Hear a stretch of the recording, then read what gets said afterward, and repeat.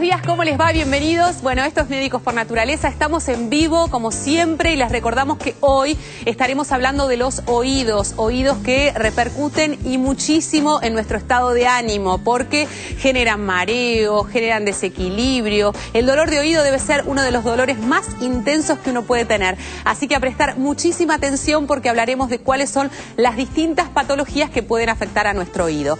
Les recordamos como siempre, el Robert sigue enfermo, está así como medio enfermo, pero estamos cuidándolo, no se preocupen, ya va a volver pronto. Les recordamos que nuestros teléfonos son el 011-4535-0705 y el 011-4535-0706. También nos pueden enviar un mail con su consulta a medicos@tvpublica.com.ar y tienen la posibilidad de meterse en internet y ver los programas que ya han sido emitidos de Médicos por Naturaleza con entrevistas muy pero muy interesantes que podrán verlas en el www.tvpublica.com.ar/Facebook Médicos. Ahora sí, un pequeño adelanto del programa. Es importante bajar el ruido, por lo tanto tenemos que tomar todos conciencia del ruido y decir de boca en boca, bajar la televisión, bajar el MP4, bajar y pedir a los gobernantes, hacer una campaña de prevención contra la contaminación del ruido. Todo padre que sospechen que el hijo no está escuchando bien, el hijo de 1 año, de 2 años, de 3 años, por más que el médico o el pediatra o el clínico le haya dicho que no hay ningún problema, consulten con un otorrinolaringólogo porque el tiempo que se pierde en esos primeros 3 a 6 años de vida es irrecuperable y el tiempo perdido no se puede volver atrás. Estamos hablando de llevar a un discapacitado auditivo a llevar a tener una vida totalmente normal. Escucharon bien, ¿no? El oído no se puede recuperar. Lo perdido, perdido está. Entonces, lo que hagamos antes de tiempo, de manera preventiva, es fundamental. Pero tendremos todo el programa para hablar de estas cuestiones. Ahora sí compartimos información interesantísima que tiene hoy la doctora Casi para todos nosotros. Andrea, muy buen día. ¿Cómo te va? ¿Qué tal? Buen día, Dolores. Buenos días a todos. Bueno, hoy vamos a darle una novedad. Descifran el ADN del cáncer de mama en 50 pacientes. La verdad que este es un estudio que es el más importante en investigación genética y descubrieron más de 1.700 mutaciones, siendo algunas de ellas únicas en cada paciente. ¿Qué significa esto? Bueno, explica un poco los pobres resultados de los tratamientos respecto a las expectativas que se tienen cuando estamos tratando cánceres de mamas similares o parecidos en estirpe. Significa que obviamente no todos por esta cuestión van a responder igual y tenemos los mismos resultados. Y también, ¿qué es?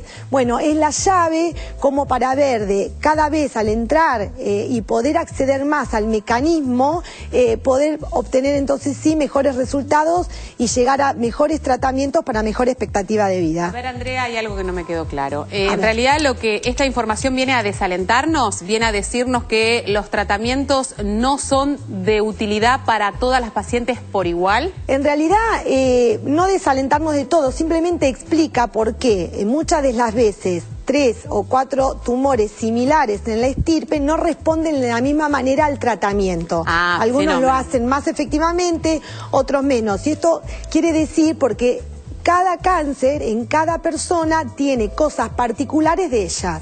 Fenómeno. Entonces, digamos, esto sería una puerta de entrada, la llave, como para que se investigue cada vez más en la individualidad de las posibilidades y poder hacer tratamientos más dirigidos para obtener mejores resultados. Más particulares a cada persona, ¿no? Porque de hecho ya los médicos hacen una diferenciación entre si el cáncer de mama es hormona dependiente o no es hormona dependiente, lo que va a determinar que la paciente se haga o no un tratamiento. Este descubrimiento posiblemente permita llegar a la raíz de cada individuo y poder ayudarlas a recuperar, lo que es una muy buena noticia en realidad y yo lo había interpretado como una cosa media confusa. Valió la pena la aclaración, gracias Andrea. Hoy hablamos de los oídos y fuimos a consultar al doctor Eduardo Oskman, que es otorrinolaringólogo del Hospital de Clínicas y él nos habla de cuáles son las patologías más comunes. Tenemos que prestar atención a la parte auditiva. Las patologías más frecuentes, vamos a empezar de oído externo hacia adentro. La patología más frecuente es la otitis externa. después le sigue la otitis media y después los problemas auditivos congénitos o adquiridos. Lo principal es no estar tocando el oído, generalmente se dan en el verano por el uso de la pileta, del río, del mar, producen maceración de la piel, picazón, lo primero que hace el paciente es rascarse y tocarse el oído, eso produce un microtrauma y por ahí entra el germen y empiezan los dolores y la supuración de oído. Después tenemos las otitis medias, que son infecciones de la parte media del oído, de la membrana timpánica hacia adentro. El diagnóstico lo puede hacer o el pediatra o el clínico o mismo el otorrinolaringólogo. Se caracteriza por un dolor punzante y el tratamiento siempre es tratamiento médico, en principio con antibióticos, eventualmente corticoides, antiinflamatorios y gotas. Aproximadamente 1 a 3 chicos cada 1000 nacidos vivos van a tener un problema auditivo. Y eso es fundamental porque si no se diagnostica en el momento, ese tiempo se pierde absolutamente. Por eso el despistaje, el screening auditivo neonatal se debe hacer en todos los casos. Los estudios generalmente más que todo son estudios para medir los niveles de audición, que pueden ser estudios subjetivos, como puede ser una audiometría tonal, una nueva audiometría, o estudios objetivos, en los cuales el paciente no participa en la respuesta, el aparato lo hace directamente, que son el potencial evocado auditivo y las otomisiones acústicas, en las cuales nos basamos para hacer el screening auditivo, sobre todo en los recién nacidos. Bueno, el doctor recién hacía referencia y nos quedamos con esta frase que es fundamental. El oído no se recupera y todo aquello que podamos hacer de manera preventiva permite que un paciente que pueda transformarse en un discapacitado auditivo no lo sea directamente, tan sencillo como eso. Por eso es que es fundamental cuando nosotros el pediatra nos guía y nos va diciendo: me da la sensación de que este control no está dando del todo bien, ¿por qué no lo haces ver por un otorrinolaringólogo, que es el especialista para este tipo de patologías, y que sea él quien evalúe si efectivamente tiene que hacer un tratamiento u otro tratamiento, ¿no? Porque son situaciones muy, pero muy sensibles que después pueden traernos una discapacidad a largo plazo grande. Bueno, otoemisiones acústicas, ¿qué quiere decir? Otoemisiones acústicas. Las otoemisiones acústicas son unos ruidos que produce la cóclea, la cóclea es un aparato que está adentro del oído, que es el que transforma la onda acústica en un impulso nervioso y de esa forma llega al cerebro. Esta cóclea también produce un ruido. Este ruido es el que registra un pequeño micrófono que se pone adentro del oído en todo recién nacido a partir de las 48 horas hasta los 3 meses de edad, y lo que nos dice es si esta cóclea funciona bien. No sabía eso.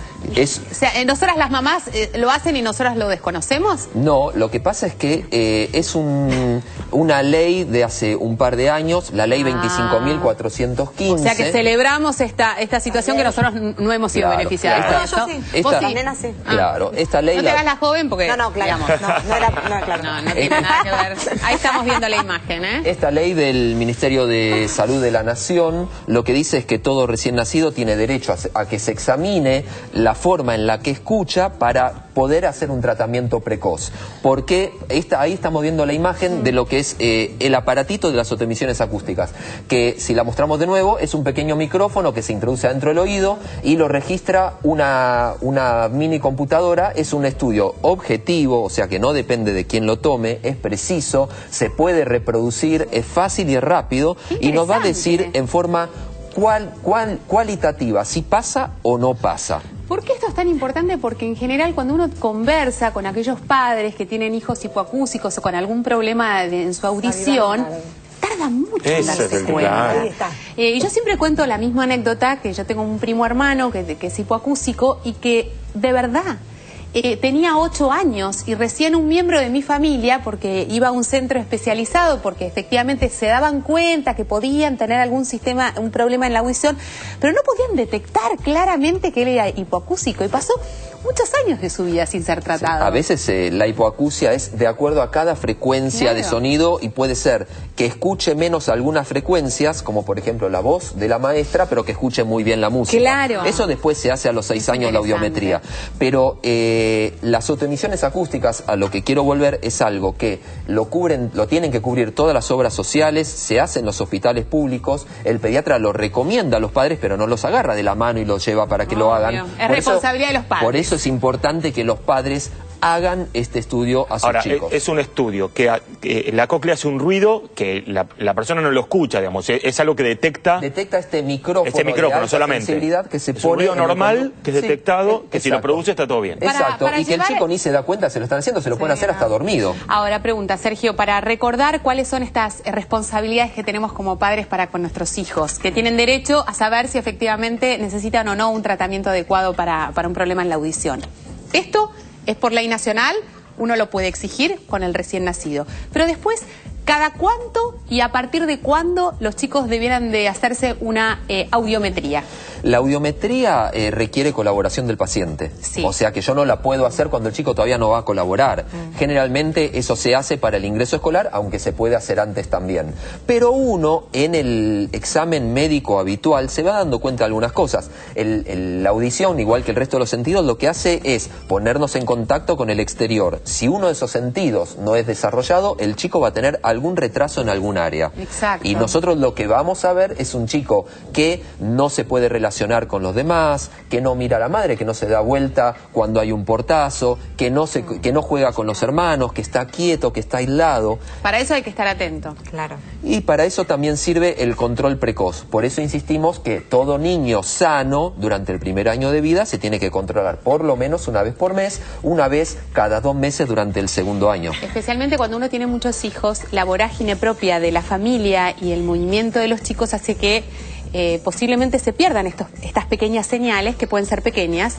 Yo siempre le contaba a Sergio que uno de mis hijos había sido operado del oído y él lo primero que me preguntó me dijo, ¿él se ponía de costado?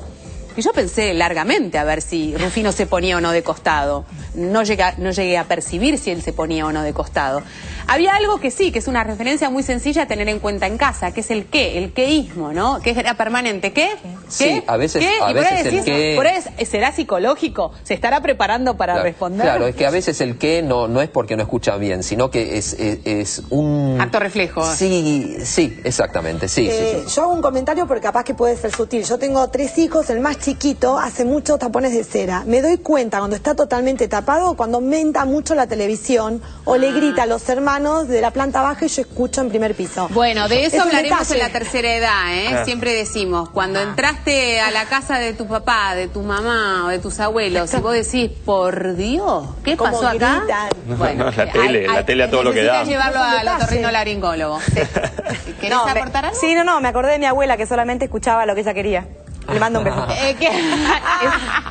Eso no es tratable, ¿eh? Es extraordinario. Ah, no, sí es tratable, sí. Bueno, ¿vamos con Guido? Bueno, vamos con Guido y vamos a hablar de los mareos y de los problemas auditivos y por qué están relacionados.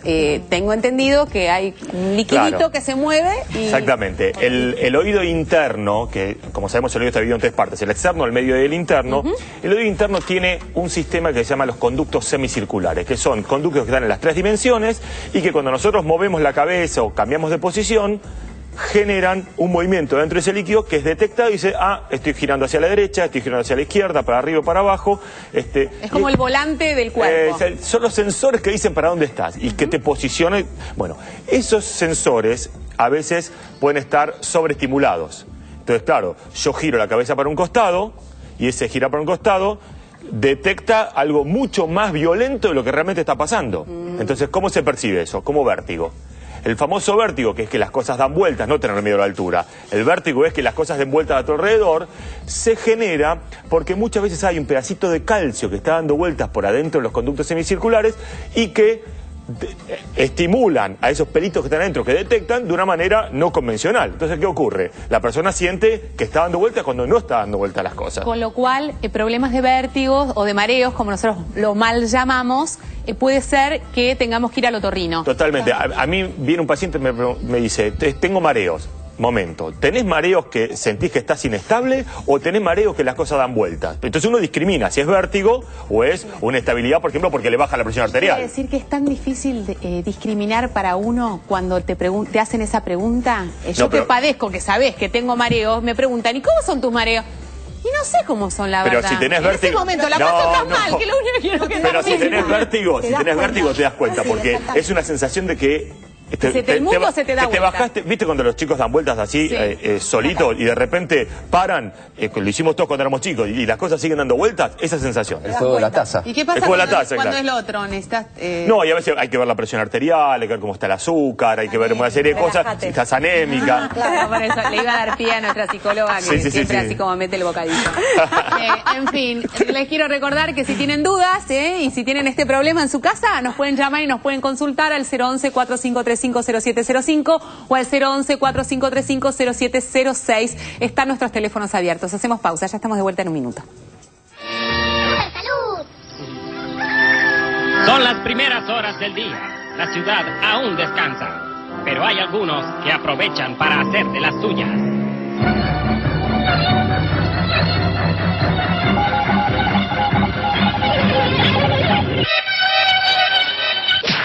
¡Alto! ¡Tengan esto!